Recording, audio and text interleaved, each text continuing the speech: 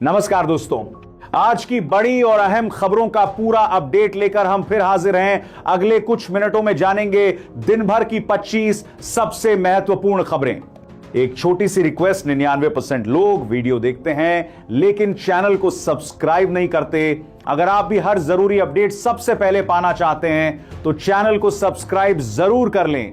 तो साथियों, शुरू करते हैं फटाफट आज की 25 बड़ी खबरें। विदेश मंत्री एस जयशंकर बुल्गारिया और फिनलैंड के बड़े आधिकारिक दौरे पर जा रहे हैं। इस यात्रा के दौरान दोनों देशों के साथ द्विपक्षीय व्यापार, नई टेक्नोलॉजी और सुरक्षा समझौतों पर बेहद अहम बातचीत होने वाली है। अंतर्राष्ट्रीय स्तर पर देश की साख बढ़ाने और विदेशी निवेश को आकर्षित करने के लिए इस रणनीतिक दौरे को बेहद खास माना जा रहा है। देश की राजधानी दिल्ली में एनडीए गठबंधन की एक बेहद महत्वपूर्ण और बड़ी बैठक बुलाई गई है। इस बैठक में प्रधानमंत्री के नेतृत्व में सरकार के आने वाले समय के नए कामकाज के रोड मैप और मंत्रालयों के बीच बेहतर तालमेल बढ़ाने को लेकर चर्चा होगी।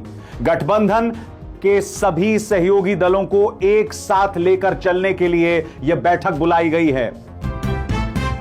मौसम विभाग ने देश के कई राज्यों में अगले 24 घंटों के भीतर भारी बारिश, तेज आंधी और आकाशीय बिजली गिरने का अलर्ट जारी किया है।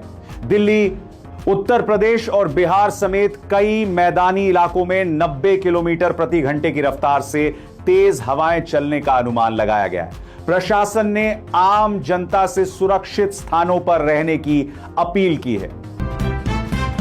केंद्र सरकार ने गरीब परिवारों को राहत देने वाली प्रधानमंत्री उज्ज्वला योजना के नियमों में अचानक एक बड़ा बदलाव कर दिया है। नए सरकारी आदेश के मुताबिक अब लाभार्थियों को साल भर में मिलने वाले सब्सिडी वाले सिलेंडरों की संख्या को घटा दिया गया है, जिससे गरीब और मध्यम वर्गीय परिवारों की जेब पर सीधे तौर पर आर्थिक बोझ पड़ने की आशंका है। राजस्थान के जयपुर में स्थित एक पटाखा फैक्ट्री में अचानक भीषण आग लगने से पूरे इलाके में जोरदार धमाके हुए और हड़कंप मच गया। इस दर्दनाक और बड़े हादसे में कई लोगों की मौत की पुष्टि हो चुकी है और दर्जनों लोग गंभीर रूप से घायल हैं। मुख्यमंत्री ने इस घटना पर गहरा दुख जताते हुए पीड़ितों के लिए मुआवजे का ऐलान किया है।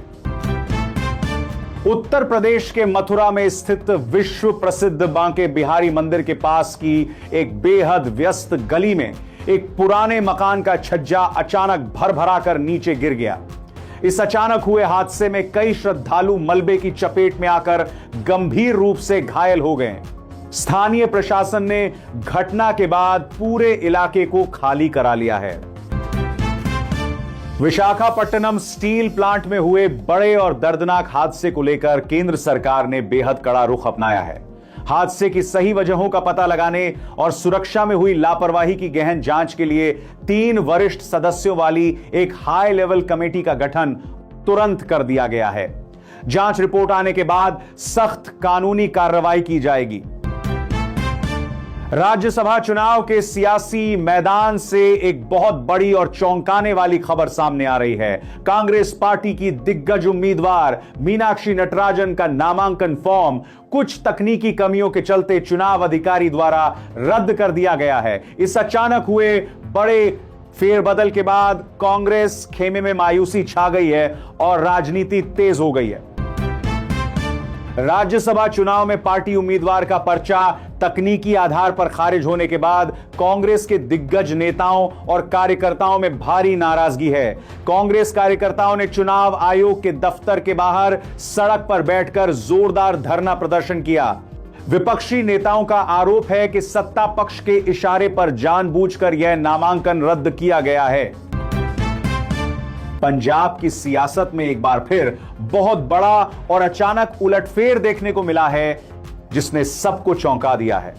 शिरोमणि अकाली दल के मौजूदा और वरिष्ठ विधायक मनप्रीत अयाली ने अपनी पुरानी पार्टी को छोड़कर नया संगठन का दामन थाम लिया है।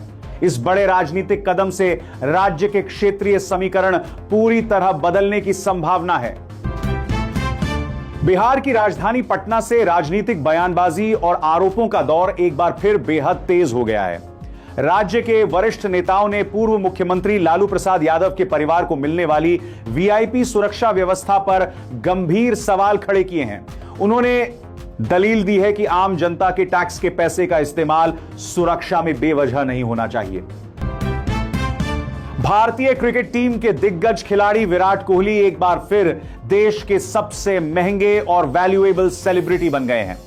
फॉर्च्यून इंडिया की ताजा रिपोर्ट के मुताबिक कोहली की ब्रांड वैल्यू बढ़कर रिकॉर्ड स्तर पर पहुंच गई है, जबकि इस लिस्ट में बॉलीवुड अभिनेता शाहरुख खान दूसरे स्थान पर हैं। सोशल मीडिया पर उनकी लोकप्रियता लगातार बढ़ रही है। प्रधानमंत्री नरेंद्र मोदी के नेतृत्व में देश में आधुनिक तकनीक के एक बिल्कुल नए युग की शुरुआत होने जा रही है। भारत को वैश्विक स्तर पर आर्टिफिशियल इंटेलिजेंस का हब बनाने के लिए एक बड़े समिट का भव्य आयोजन दिल्ली में किया गया है। इस तकनीक के जरिए युवाओं के लिए रोजगार के लाखों नए अवसर पैदा होने की उम्मीद है। भारतीय शेयर बाजार में आज के पूरे कारोबारी सत्र के दौरान निवेशकों के बीच भारी हलचल और घबराहट का माहौल देखा गया। निफ्टी और बैंक निफ्टी में बड़े संस्थागत निवेशकों की भारी बिकवाली के चलते बाजार में बड़ी गिरावट दर्ज की गई, जिसे देखते हुए विशेषज्ञों ने छोटे और नए निवेशकों को अभी पूरी तरह सतर्क रहने की सलाह दी है। उत्तर प्रदेश में पुलिस भर्ती की लिखित परीक्षा बेहद कड़े सुरक्षा इंतजामों और उड़नस्तों की निगरानी में शुरू हो गई है।